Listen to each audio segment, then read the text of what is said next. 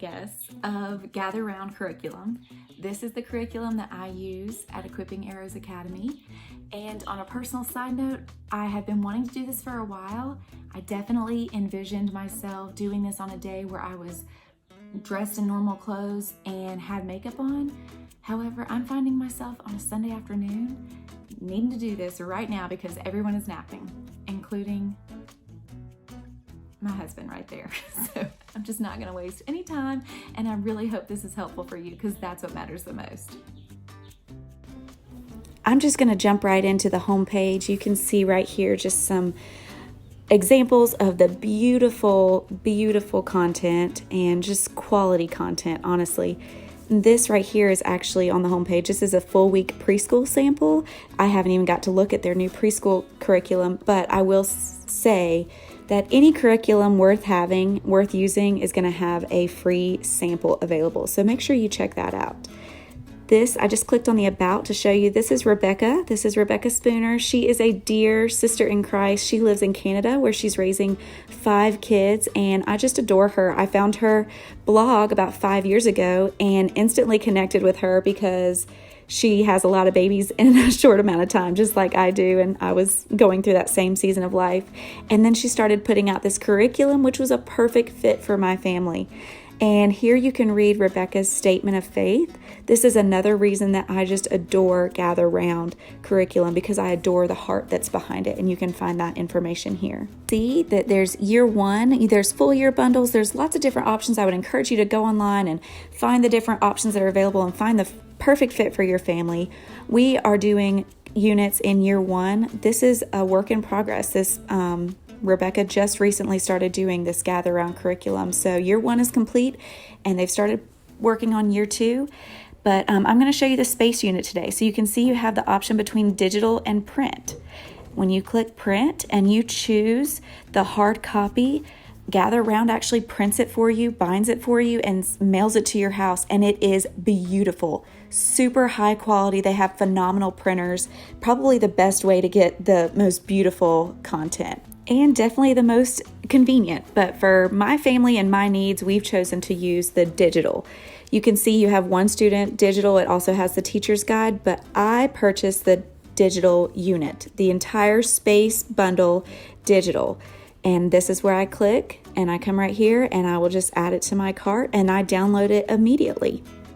Okay, I just want to interject right here really quick that another perk of buying the digital and the digital bundle is that I will have the same units that I need 4 years from now. So the model is a 4-year model that I would rotate these through.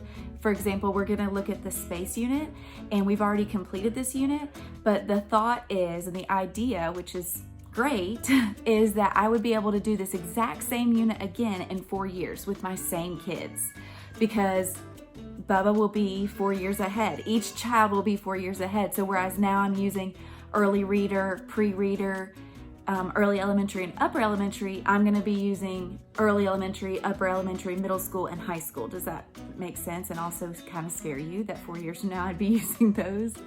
Really? Yeah, really. Yikes. Okay.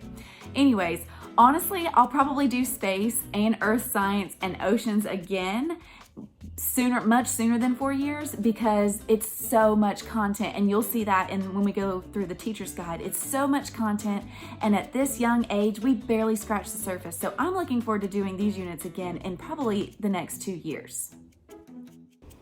So once I've downloaded the content, you can see here I just have it organized in my homeschool folder, which obviously needs to be organized even more so. Here's my units and here's space, which I'm going to show you today.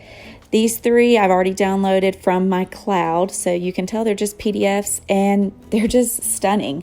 This is just beautiful content, and the content is top-notch as well as far as educational. So I'm going to be showing you today the early reader notebook, the early elementary notebook, and the upper elementary notebook, because those are the 2 that I'm most familiar with. And we're going to compare the Dwarf Planets lesson.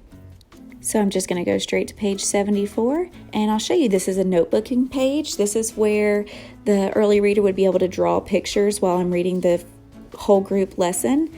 And then you can see these are types of government that they're going to be learning about. This little same page alert, you'll see that means that this same page is in the different leveled student notebooks. So we can work on that together, but each student's assignment will be appropriate for their level. So let's jump into the early elementary notebook and look up the same dwarf planets lesson on page 73, and you can see their notebooking page is similar. Early reader and early elementary are probably the two that are the closest.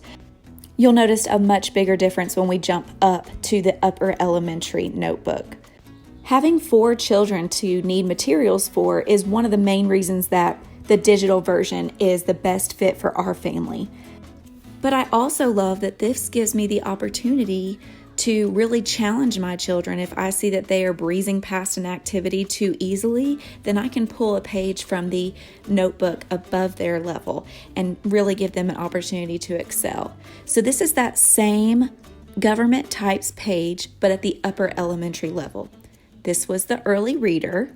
You can see that each page, I love that each page is noted on the bottom. This is early reader because on printing day, it can easily get confusing, especially when I'm pulling for one child from multiple notebooks.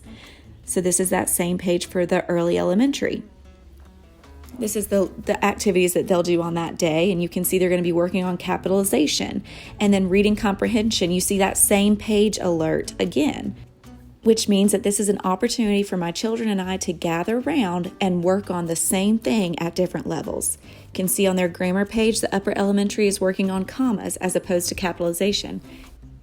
And then for reading comprehension, the questions here are open-ended instead of multiple choice like they are in the lower levels. And here we're back in early reader. I wanted to show you the difference in copywork and spelling. You can read on my blog my opinion about having the Bible in curriculum, but I also wanted to show you that that's one way that the lessons are differentiated between levels. You can see that this one is less tracing, this one's copying, but they still have the lines to help them. And in the early elementary or the upper elementary, they're just copying the verse onto standard lines. This is an excellent example of the differentiation between the levels. And they also have a different vocabulary word. You can see it's steadfast for the upper elementary. Okay, now I'm going to show you how this translates to what we're using every day. Here's our teacher's guide and a student notebook.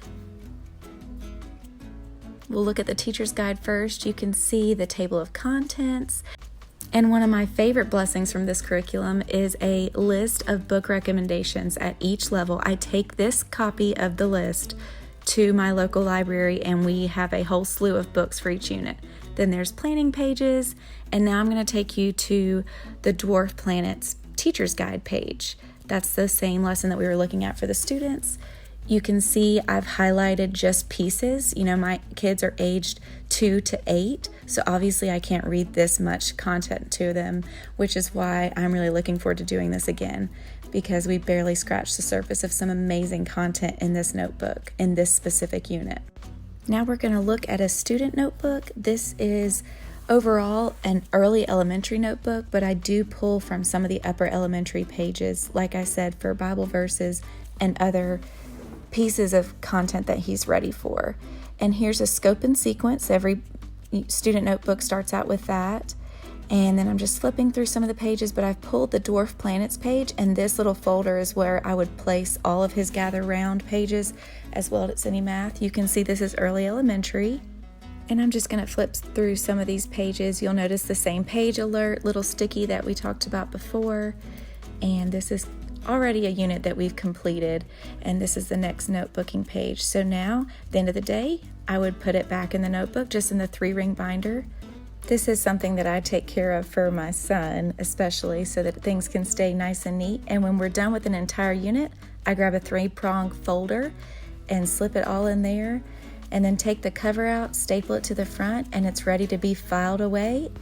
And the teacher's guide will be ready for next time. So there you go. that's what we love about Gather Round Curriculum. It's a great fit for us, and if you feel like it might be a good fit for you, feel free to reach out if you have any questions. Another thing to just take the pressure off of you, I have confessed on multiple occasions that I have commitment issues with curriculum. And even though I love Gather Round so much, I still have never brought myself to buy an entire year. So if you want to just do what I do and just hop around and just get what works for you in this season, like I mentioned, this does not include math. So you can jump over to the blog, and I've shared some of the resources that I use for math to supplement the kids' whole education. I hope this was helpful for you. I know there's a lot of curriculum options out there. I would encourage you to just choose your curriculum based on what's most important to you, based on what you feel led to do for your children in this season of life. And also I encourage you to pray about it. That's one thing that I love about homeschooling. It's not something that I'm called to do alone. God has called me to lead my children and to take ownership over their education, and He guides me every step of the way. And I'm so thankful for that. So I absolutely encourage you to pray about this decision and then just enjoy it. Don't feel the pressure to compare yourself to others and what others are doing.